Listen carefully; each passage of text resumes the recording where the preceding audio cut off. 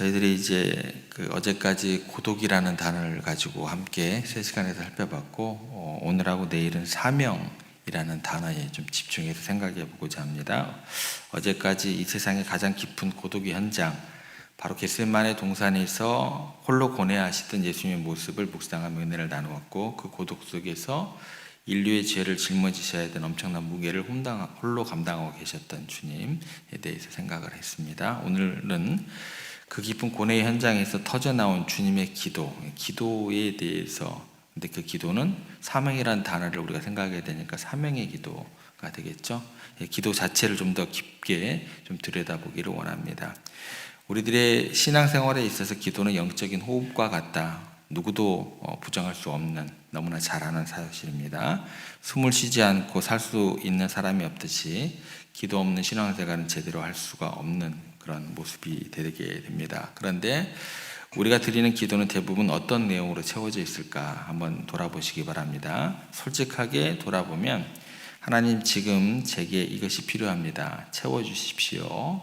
이게 하나의 축이 될 것이고, 하나님, 이 문제가 힘이 듭니다. 이거 해결해 주십시오. 이게 다른 하나의 축이 될 겁니다. 물론 우리의 그 필요와 고통을 솔직하게 아뢰는 기도 너무나 중요하고, 또한 하나님께서 기뻐하시는 기도가 됩니다. 성경은 그래서 우리에게 모든 염려를 주님께 맡기라라고 말씀해 주십니다. 하지만 우리의 기도가 언제나 우리의 필요를 채우는 것에만 머물러 있다고 한다면 오늘 겟세마네 기도를 통해서 영적으로 한 단계 더 성숙한 사명의 기도라는 더 깊은 세계로 나아가는 우리들이 되었으면 좋겠습니다. 오늘 우리가 주목할 겟세마네 동산에서 드려지는 예수님의 기도는 놀랍게도 두 가지의 모습을 아주 선명하게 나타내고 있습니다. 그중 하나는 뭐냐면, 자신의 고통과 연약함을 숨김없이 토로하면서 주세요 라고 솔직하게 요청하는 기도가 하나의 모습이 될 것이고, 다른 하나는 자신의 뜻을 내려놓고 이루소서라고 온전히 순종하며 헌신하는 기도가 또 다른 하나가 됩니다. 그래서 오늘 우리는 이 위대한 기도의 모범을 통해서 우리의 기도가 어떻게, 어디에서 시작돼야 하는지, 그 한 축이 되겠죠. 그 어디에서 어떻게 시작돼야 되는지 하고, 그리고 궁극적으로는 어떤 목표를 향해 나아가야 하는지 이 시간 함께 배우고 결단하는 시간 되었으면 좋겠습니다. 예수님께서 제자들을 남겨두시고 이제 홀로 엎드리십니다. 그리고 그분의 입에서 가장 먼저 터져나온 기도는 놀랍게도 연약함을 인정하며 도움을 구하는 정직한 기도인데, 정직한 아들의 기도가 터져나오기 시작합니다. 36절 다시 보시면, 이르시되 아빠 아버지여, 아버지께는 모든 것이 가능하오니 이 잔을 내게서 옮기시옵소서. 여기 기도의 첫 시작을 보시면 아빠 아버지여, 이 부름 속에서 예수님의 기도가 무엇에 근거하고 있는지 명확하게 나타나 있습니다. 그것은 바로 아들의 특권입니다. 근거는 아들됨이에요. 아들이기 때문에 사랑하는 아버지 앞에 나아가서 자신의 마음을 숨길 필요가 없으셨습니다. 자신의 두려움을 감출 이유도 없으셨습니다. 그래서 주님은 가장 먼저 이 고통의 잔을 피하고 싶은 인간적인 마음을 숨김없이 토로하고 계십니다. 아빠, 나 지금 힘들어요. 고통스러워요. 두려워요. 전능하신 아버지, 모든 것이 가능하오니 제발 이 잔을 거두어 주시옵소서. 여러분, 이렇게 기도를 드리면 이게 불신앙의 기도일까요? 믿음 없이 고백하는 기도가 될까요? 결코 아닙니다. 오히려 이것은 뭐냐면 솔직한 믿음의 표현이 되는 거예요. 왜 그럴까요? 믿지 못하면 이렇게 얘기할 수도 없어요. 믿기 때문에 말할 수 있는 겁니다. 자녀들이 가장 힘들 때요, 가장 속 깊은 이야기를 누구에게 할까요? 선생님에게? 안 그럴걸요. 친구에게? 안 그럴걸요.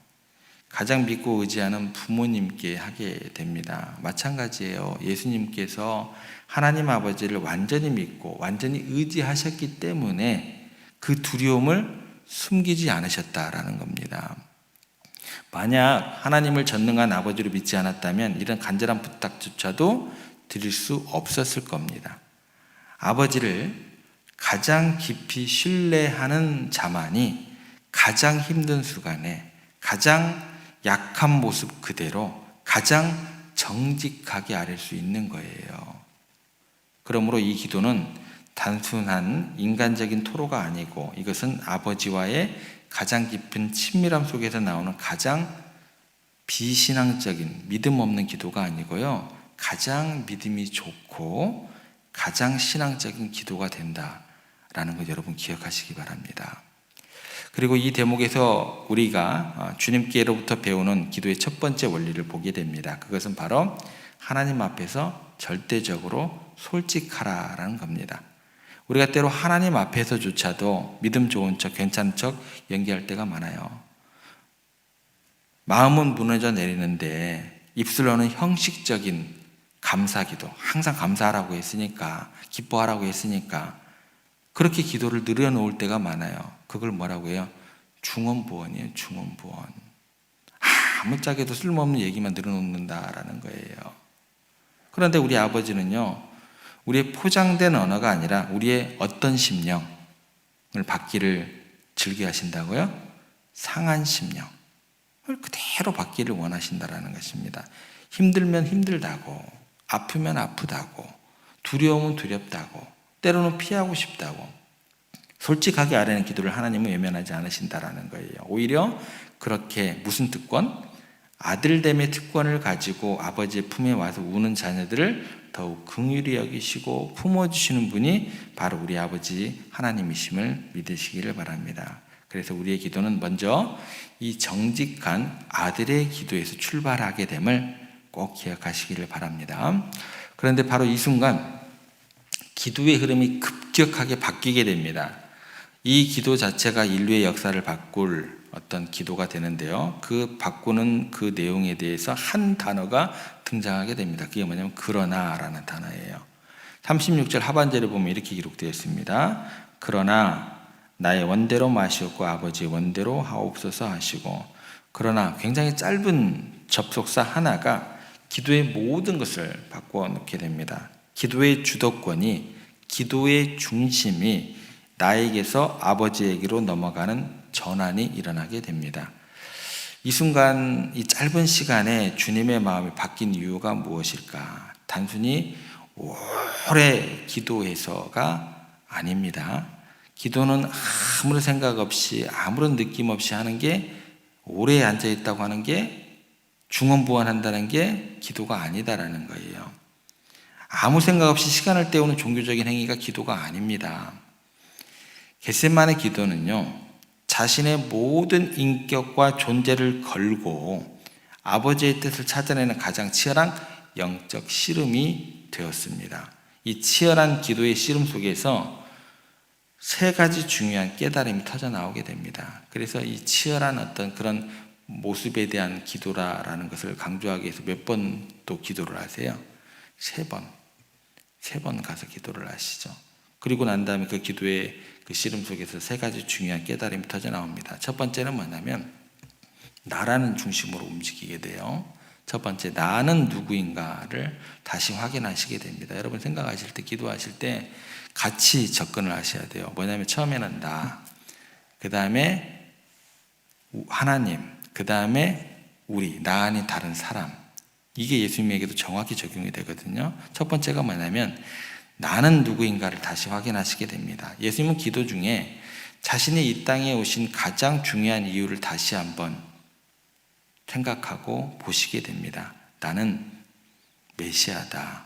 이 십자가를 져야만 하는 사명을 가진 자다. 이 십자가를 피할 수 있는 일이 아니라 반드시 해야만 하는 가장 중요한 일이 되게 됩니다. 두 번째는 뭐냐면 아버지의 큰 계획, 하나님의 큰 계획에 집중하는 시간이 되었습니다. 십자가 고통이 너무나 컸지만 그 고난을 통해서 인류를 구원하시려는 하나님의 뜻과 큰 그림이 더 중요함을 깨닫게 됩니다. 그래서 나의 괴로움보다도 아버지의 계획이 우선임을 알게 되셨다라는 거예요. 나, 하나님, 그 다음에 누가 남았을까요? 우리를 향하신, 나 아닌 다른 사람을 향하신, 우리를 향하신 세 번째, 불타는 사랑 때문에 이게 가능했다라는 것입니다. 주님은 십자가를 바라보면서 당장의 고통보다도 죄 때문에 영원히 죽을 수밖에 없는 우리들을 향한 긍휼과 사랑이 훨씬 크다는 것을 확인하셨습니다. 그 사랑이 예수님을 붙잡아 고통의 길을 걷게 만든 것이다라는 거예요. 결국 기도라는 것은 내 뜻을 주장하는 것이 아니라 바로 이 세 가지 깨달음 속에서 하나님의 뜻에 나를 맞춰드리는 영적인 순종의 싸움이 되었다라는 것입니다. 그래서 항상 나와 또 이웃들을 연결하는 가운데 누가 있어요? 하나님의 뜻, 하나님의 계획, 이 역할이 기도에서도 그대로 적용이 되더라는 거예요. 아들의 기도가 나의 필요에 집중했다면 사명의 기도는 하나님의 목적과 하나님의 뜻에 집중하게 됩니다. 아버지, 제 마음이 이렇고 피하고 싶습니다. 그러나 이제 제 마음은 내려놓겠습니다. 아버지의 뜻은 무엇입니까? 저를 향한 아버지의 계획은 무엇입니까? 이것이 아들의 기도를 넘어선 사명의 기도가 되는 것입니다. 예수님께서는 아들의 특권을 사용해서 십자가의 고난을 피하실 수도 있었어요. 그런데 기꺼이 그 특권을 내려놓으셨습니다. 그리고 자신에게 주어진 사명의 책임을 선택하셨다라는 거예요. 아버지의 아들로 사랑받는 것도 중요하지만 이 땅에 오신 목적인 구원의 사명을 완수하는 것이 더 중요함을 아셨기 때문이다라는 겁니다. 이것이 주님께서 우리에게 보여주신 성숙한 기도의 모범이 되는 겁니다. 자신의 소원을 아내는 정직함으로 시작하여서 아버지의 뜻에 순종하는 위대함으로 완성되는 기도, 이것이 기도의 핵심이고 겟세마네 기도의 핵심이 됩니다. 말씀을 좀 정리해 보겠습니다. 우리의 신앙생활을 두 가지 물건에 비유해서 생각하는 어떤 그런 내용들이 많이 있습니다. 그게 뭐냐면 하나는 온도계가 될 것이고 하나는 나침반이 됩니다. 기도도 마찬가지입니다. 온도계는 어떤 물건이에요? 스스로 온도를 만들어내지 못합니다. 주변 환경에 따라서 같이 올라가고 같이 차가워집니다. 수동적으로 반응하는 게 온도계입니다. 반면에 나침반은 어때요? 주변이 덥든 춥든 주변이 밝든 어둡든 언제나 변함없이 한 방향, 바로 북쪽을 가리킵니다. 절대적인 방향을 가리키게 됩니다. 사랑하는 성도 여러분, 예수님의 두 가지 기도가 바로 이 온도계의 정직함과 나침반의 순종을 보여주게 됩니다. 우리는 고통 앞에서 피하고 싶은 우리의 마음의 온도를 솔직하게 아뢰는 온도계의 기도를 드립니다. 정직하고 필요한 기도인 것은 맞습니다. 그런데 주님께서는 여기서 멈추지 않으시고 나의 감정과 상황이 어떻든 변치 않는 하나님의 뜻이라는 절대적인 북쪽을 향하겠다는 나침반의 기도로 전환하시게 됩니다. 이것이 우리의 기도가 나아가야 할 궁극적인 방향이 되는 것입니다. 우리의 기도가 온도계의 기도에 머물러 있습니까? 아니면 나침반의 기도로 인생의 방향을 잡고 계십니까? 나침반의 방향으로 기도를 잡고 있다고 해서 여러분들 삶의 자리에서 전혀 흔들림이 없는 게 아니에요. 나침반은 어때요? 북쪽을 가르치기 위해서 어떻게 해요? 덜덜덜덜덜 뭐예요? 떨어요. 그래도 그 방향성에 대해서는 어떻게 돼요? 확고하더라는 것 여러분 기억하시기를 바랍니다. 우리의 본성은 끊임없이 주변의 온도를 살피려는 이기적인 사욕이라는 강력한 힘에 끌려갈 수밖에 없어요. 그래서 우리가 결단해야 한다는 것입니다. 날마다 자신의 소원 앞에 그러나는 뭘까요? 영적인 십자가죠. 영적인 십자가를 우리가 세울 수 있어야 된다는 거예요. 그러나 그죠? 그러나 나의 원대로 마옵시고 아버지의 원대로 하옵소서. 이것이 바로 우리 주님께서 보여주신 사명으로 나아가는 결단이요 십자가로 나아가는 순종이고 그 길을 가게 하는 사명의 기도가 되었다라는 것 기억하시기 바랍니다.